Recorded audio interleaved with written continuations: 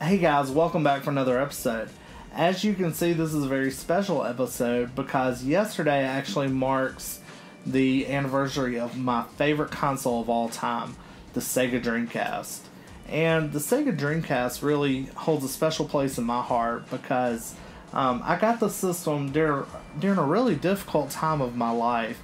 My house burned down when I was in high school, and this was actually the first system I got after my house burned down, and I lost all my games, my Nintendo 64, and that was really an important system to me. But not having anything to really pass the time and take my mind off things was really hard. And I asked my parents, if I can get one thing, when the insurance money comes in, I would love to get a Sega Dreamcast. And they actually took me to Toys R Us and got me the system. And wow, guys, what a system it was. I mean, from being able to go online and browse the internet. This was my internet browser when I was in high school because our computer burned up.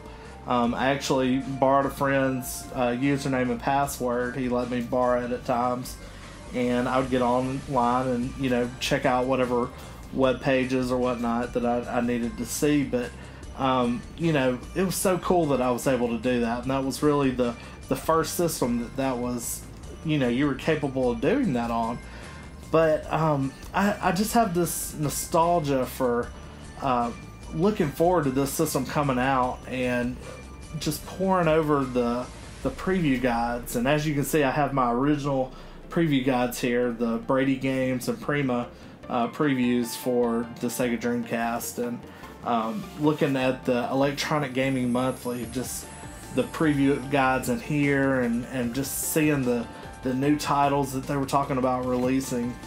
And another really nostalgic thing I have for this system, and when I think about it, is the many game franchises that it really brought to my attention. And a few of my favorite game franchises of all time, and of course one of them is Legacy of Kain: Soul Reaver. Just an amazing game altogether. I had so many fond memories playing this game. I actually got my brother into this game just from him watching the opening cinematic and just being blown away by the graphics in Legacy of Kain: Soul Reaver. But the other big series that it got me into was Resident Evil Code Veronica. And I had never played a Resident Evil game before this came out, and I was just blown away by the screenshots I was seeing in the official Dreamcast magazine. And for those of you who've never seen this before, they actually had a magazine. It only had about a 12 or 13 issue run, but every month you got this beautiful big magazine full of previews and screenshots. And following the official Sega Saturn magazine, they actually had a playable demo disc available with every copy of the magazine. So I remember just sitting in Spanish class looking at screenshots of Code Veronica and how bloody and gruesome it was, and playing it for the first time and just being really just scared to death, during playing that game.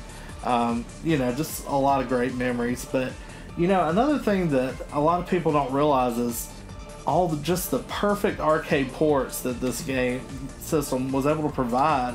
I mean, you had perfect fighting game ports like Marvel vs. Capcom 2, Soul Calibur, just a ton of shooters, Giga Wing 2, Gunbird 2, Armada, just a ton of great shooters, some great RPGs.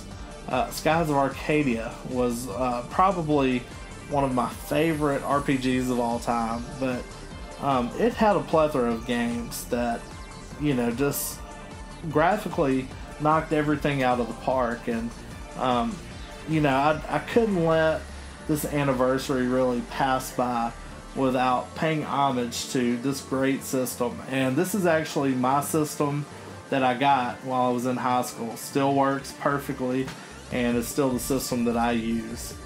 But I would love to hear if any of you have any great stories about the Sega Dreamcast, or maybe your favorite games on the Dreamcast. Please leave them down in the comment section below. Give me a thumbs up, and guys, as always, we'll see you next time.